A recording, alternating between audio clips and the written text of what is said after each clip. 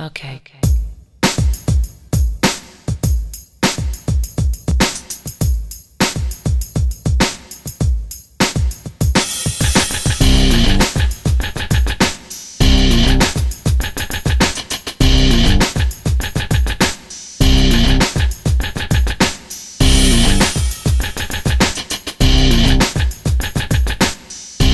Hey guys, and welcome to Tnashi's Movie Corner. And today we are going to be talking about X-Men Days of Future Past, the Road Cut, which I was able to get a few days ago, so I figured I'd bring you a little look at it. I'm going to try not to spoil too much. But X-Men Days of Future Past came out last year, and it was the return of Bryan Singer as the director to the franchise. He had been part of X-Men and X2, but he had gone away for X-Men: The Last Stand, and I believe he was associated with First Class, but he wasn't the director. So he's back as the director for this movie, which was really good because I think he's done a really good job. I really enjoy the other ones, and as such, I really enjoyed this movie. I enjoyed the fact that they used a storyline from the comics. A lot of people had concerns about the fact that Kitty Pryde in the comics was actually the one that went back to the past, and in this one is Wolverine. But it makes complete sense because Wolverine's kind of the trademark for the X-Men franchise, for the movies anyway. And the way that Kitty still had quite an importance in it. So anyway, I really loved the original cut of it. Having the cast from the first three movies, for the most part, and then having the cast from First Class, kind of team up in a way for this movie was really good. And I did like the kind of back and forth between the current timeline and the future timeline. But one of the things, I did make note of is they didn't go too much with the future timeline aspect. They showcased it here or there, but it really wasn't as present as the other one, and which makes sense, but I would have preferred seeing some more in the future. That being said, having a cast with Hugh Jackman, James McAvoy, Michael Fassbender, Jennifer Lawrence, Halle Berry wasn't bad, Nicholas Hoult, Ellen Page did a pretty good job, Peter Dinklage. Just for, some of it, Ian McKellen, Patrick Stewart, those guys, they all did an incredible job and really presented the characters well and had a lot of depth to it, and I really loved the story. So for the initial one, I'm going to say up front, I would have that as an 8. The thing was, after the movie came out, there were a lot of people on the internet that were like, well, wait a minute. Anna Paquin, who plays Rogue, who shows up in the first X-Men Days of Future Past trailer, we see a little tidbit of her, wasn't really in the movie. There is a scene with her near the very end of the movie, but it was one scene and it was a non-speaking role. And so they were like, well, why isn't she in this film? What's the deal with that? And then it was announced that they were going to be coming out with a kind of new cut of the film called the Road Cut, which is basically just an extended edition of the film, which was going to incorporate the scenes that people were missing out with Rogue.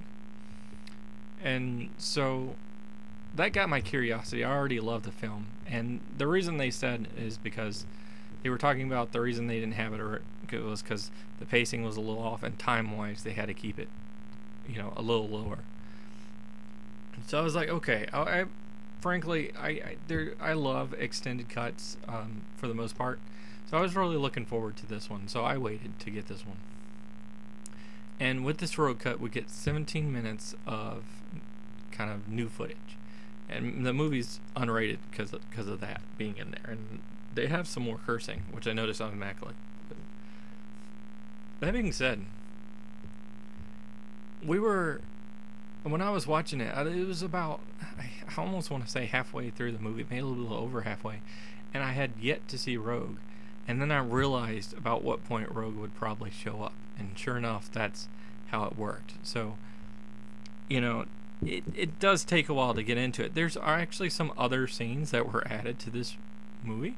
There is a second post-credit scene, kind of midway through, before the actual one from the theatrical. There's another one, and it was a little humorous. It's not really necessary, but and there's a couple scenes with Mystique and such, but as far as Rogue goes, and I am gonna get into little spoilers as far as Days of Future Past, the theatrical, so be aware of that. But there's a point where Wolverine freaks out because he sees Stryker, and so he kind of lashes out, and he cuts Kitty Pryde, and so she's kind of bleeding out a little bit.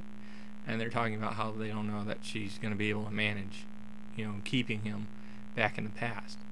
Well, that's where Rogue comes up, because Rogue has the, powers to absorb. She has the ability to absorb powers from the other mutants. So the idea was to go and rescue her, because she was currently being held at the Xavier Institute in Cerebro, and to go and save her, and then have her take over Kitty Pryde's abilities. So the sequence with going and getting her was fine. I like that.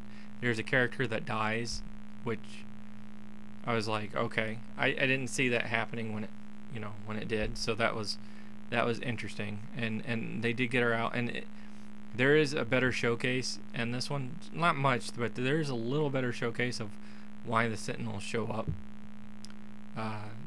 to kind of start killing them off near the end of the movie. So I think that worked. It did work out a little better. As far as Rogue herself, she actually doesn't have that much added to it, even though it's called the Rogue Cut. You have the scene of her, basically rescuing her and her taking over. And there is a moment where she says, "Hey, Logan," or something to Wolverine, who's laying there. And then through the past, he kind of he realizes that it's her. But there's a missed opportunity there for me because of how important Rogue was to Wolverine in the first movie, and even in the second movie and everything, how close they were. I expected a little more dialogue out of her, and I was hoping she'd actually have a little more action, sequences than what she ended up getting. But that being said, it's not like this was completely irrelevant. I did enjoy the scenes that were, and here I enjoyed seeing Rogue again because, again, she played such an important part in the first X-Men movie, and even X2 she contributed a bit. X3 is where it kind of faltered off, but then Days of Future Past is trying to wipe that away. So, you have you have that kind of work for it. So, I did enjoy her scenes in there. It did add a little more to the movie.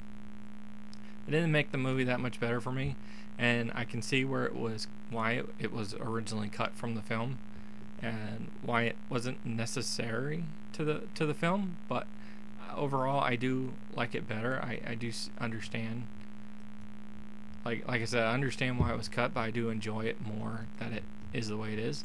But if you have the theatrical version, you don't really have to buy this. It is nice, and I personally have it, but it's not something where you're missing out so much that it's gonna really take away from your enjoyment of the film. I think it works fine the way it is.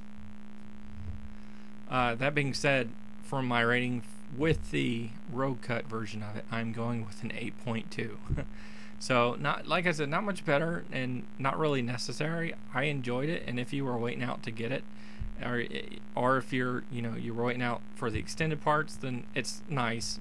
And if you were waiting out because of Rogue, then it also kind of works for that, even though Rogue's not incorporated as much as I initially thought. Anyway, guys, that'll wrap it up for this review. So, what did you think? Have you seen this version? Have you seen the original theatrical version? And if you have, what are your thoughts on it? What would you rate them? Or if you haven't, are you interested in seeing this? I didn't want to spoil everything. I know I gave some stuff away. but you know, there is more to it, and seeing it it works a little better than what I said. So I tried to keep it a little simple there. But anyway, guys, let me know what is your favorite of the X-Men films so far. I'm really curious on that. But as always, if you enjoyed this vid, please click that like button and comment down on your take on everything.